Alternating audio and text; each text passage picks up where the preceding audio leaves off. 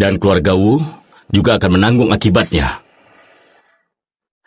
Suchen, kau yakin dengan yang kau katakan? Kakek Feng, belakangan ini apakah Anda merasa tubuh selalu lemas, sering pingsan? Benarkan yang saya katakan? Bagaimana kau bisa tahu? Ayah, bisa saja dia mata-mata dari pihak lawan. Orang yang berniat jahat pasti bisa mencari tahu kondisi kesehatan ayah belakangan ini. Tapi soal kakek Feng yang lumpuh sebagian, kurasa orang luar tidak mungkin tahu. Kelumpuhanku ini hanya aku dan Junyu yang tahu. Bahkan petinggi kuil pun tidak mengetahuinya. Suchen, aku mohon, tolong bantulah aku.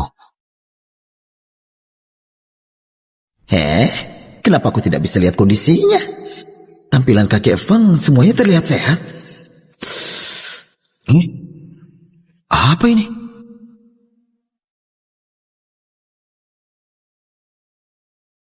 Hanya dalam waktu singkat ini, umur kakek Feng berkurang 1 tahun. Tapi liontin giok di pinggangnya malah bertambah 1 tahun. Jangan-jangan ternyata liontin giok ini menyerap umur kakek Feng. Kau melihat ke sana sini sebenarnya punya kemampuan atau tidak? Masalahnya ada pada liontin giok ini.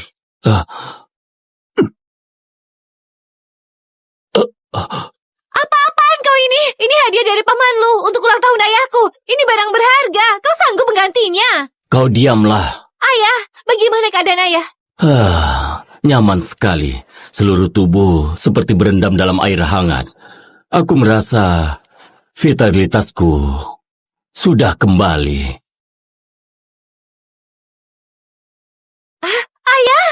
Ayah bisa berdiri. Lihat kaki ayah. Ayah sembuh. Aku bisa berdiri lagi. Sembuh. Aku benar-benar sembuh. Ayah. Suchen, tidak, adikku. Kau ini adalah penyelamat hidupku. Mulai sekarang, sekali kau bicara, seluruh anggota kuil Zhenlong akan maju menyerang tanpa keberatan. Kakek Feng, saya tidak berani menerimanya. Suchen, sebenarnya apa yang terjadi? Masalahnya ada pada liontin giok ini. Liontin giok itu adalah giok jahat. Bisa menyerap energi kehidupan manusia. Jadi kakek Feng, dari luar terlihat tidak ada masalah. Tapi energi kehidupannya terus berkurang. Ayah, ini hadiah dari paman lu. Sepertinya ada yang ingin mengambil posisiku, berharap aku mati. Dia sudah tidak sabar. Kuil Zhenlong kita juga perlu dibersihkan. Suchen, kau bisa langsung melihat kondisi kesehatan ayahku. Apa kau bisa lihat masalah apa yang aku punya? Sudah aku bilang, panggil Paman Su. Paman Su, paman. Lebih keras. Suchen adalah penyelamat nyawaku. Mulai sekarang kami berteman seperti orang sebaya. Paman Su, puas sekarang? Hei, keponakanku yang baik. Apa kau bisa lihat masalah apa yang aku punya? Oh, belakangan ini kau gelisah, mudah marah, dan berkeringat malam hari, kan? Hah, hebat sekali. Bagaimana mungkin? Apa karena aku berlatih dan mengalami hambatan? Kau mengalami pembesaran payudara, yin dan yang tidak seimbang. Jadi pacar saja, nanti sembuh. Awas kau ya. Tuan Su, kau sudah menyelamatkan hidupku. Mulai sekarang jika butuh bantuanku, katakan saja. Kakek Feng, ada satu hal yang ingin aku minta tolong. Katakan saja, di kota Linceng, tidak ada orang yang berani macam-macam denganku. Aku ingin grup Chen dalam 3 hari hancur. Tuan Su, ini dokumen pengalihannya. Silakan diperiksa. Kalau tidak ada masalah, setelah Anda tanda tangan, Hotel Nantian akan menjadi milik Anda. Hadiah ini terlalu besar, aku tidak bisa menerimanya. Ini keinginan Kakek Feng. Saya hanya menjalankan perintah. Kakek Feng selalu menepati janjinya. Anda telah menyelamatkan nyawanya. Sebuah hotel bukanlah apa-apa. Silakan. Baiklah.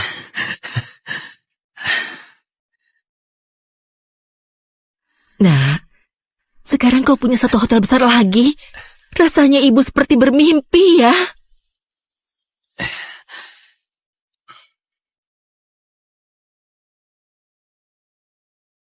Hei, Suchen. Memangnya pintu Hotel Nantian ini pantas kau masuki? Kenapa? Mau mengantar makanan ya? Ini tempat mewah. Memangnya kau pantas masuk? Bukankah kalian yang mengundangku untuk datang ke pernikahan kalian? Mengundangmu? hanya untuk mempermalukanmu. Kau percaya tidak? Hari ini tanpa persetujuanku, kau tidak bisa masuk lewat pintu ini. Tenang saja, pintu ini pasti bisa kumasuki. Dan aku sudah bilang, aku akan memberikan kalian pernikahan yang tidak terlupakan seumur hidup.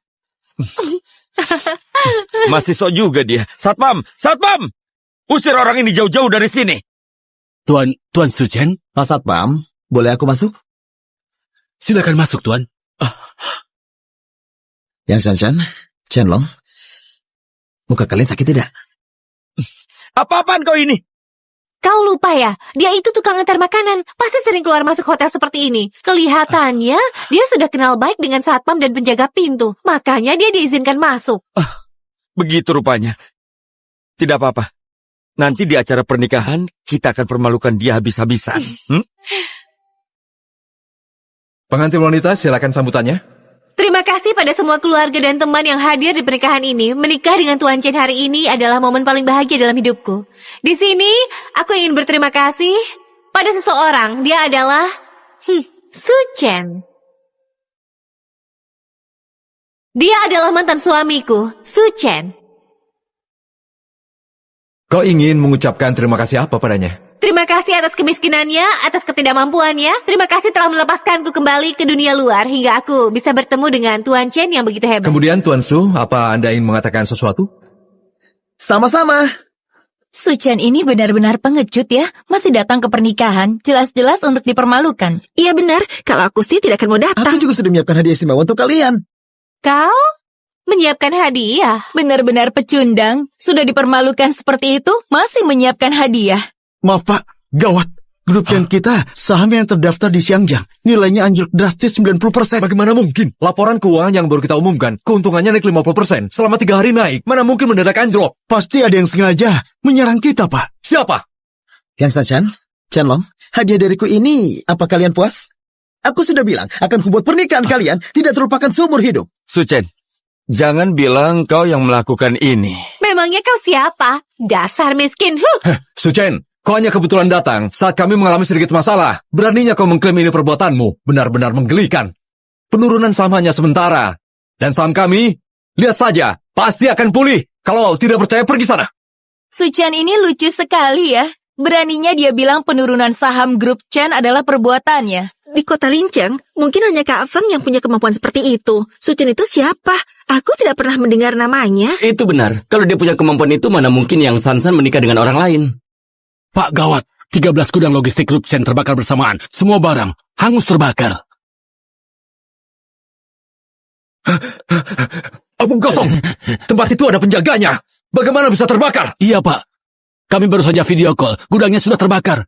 Gudang terbakar, semua barang hangus. Artinya puluhan kontrak kita akan dilanggar kalau pemasok menuntut ke pengadilan. Kita bisa bangkrut. Pertunjukan berlanjut. Terus saja. Ayo, terus saja. Su Chen, jangan bilang kau yang melakukan ini. Tidak mungkin. Aku paling tahu siapa Su Chen sebenarnya. Dia tidak mungkin punya kemampuan itu. Sekarang aku mulai percaya. Kalau bukan Su Chen yang melakukannya, maka ini terlalu kebetulan. Benar sekali, berbagai kecelakaan semuanya terjadi di pernikahan ini. Hanya Su Chen saja yang punya motif. Su Chen itu, sebenarnya siapa dia? Kau sudah mencari tahu? Pak, gedung kantor kita disegel. Dan di sana kakek Feng yang memimpin. Kakek Feng? Oh, jadi keluarga Chen membuat kakek Feng marah ya? Pantas Di kota saja. Lincang, hanya kakek Feng yang punya kemampuan menghancurkan keluarga Chen dengan sangat mudah. Su Chen benar-benar lucu. Masih bilang keluarga Chen hancur karena membuat dia marah. Memangnya dia itu siapa? Berani mengambil ketenaran kakek Feng. Kalau kakek Feng tahu, dia bisa mati. Su Chen, sudah kubilang kau tidak punya kemampuan itu kan? Pura-pura saja terus. Ayo, lanjutkan sandiwaramu. Jangan bilang kakek Feng menuruti perintahmu. Kakek Feng? Kakek Feng, kapan kami membuat dia marah? Keluarga Chen memang tidak membuatku marah. Tapi kalian membuat Su Chen marah. Dan akibatnya, lebih parah dari membuatku marah.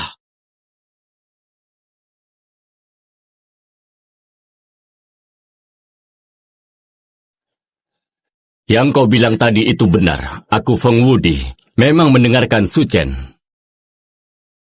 Su Chen, dengan nasib keluarga Chen, apa kau puas? Terima kasih kakak. Yang Shanshan, Chen-Long, aku sudah bilang tadi, aku akan memberikan kalian pernikahan yang tidak terlupakan seumur hidup. Ini tidak mungkin. Kakek Feng, Kenapa kakek Feng begitu hormat padamu? Siapa kau sebenarnya? Kakek Feng, kami tidak tahu kapan menyinggung Anda. Anda orang besar yang murah hati. Tolong ampuni kami. Percuma memohon padaku, kau harus memohon padanya. Anak durhaka. Kau tahu siapa yang sudah kau singgung? Cepat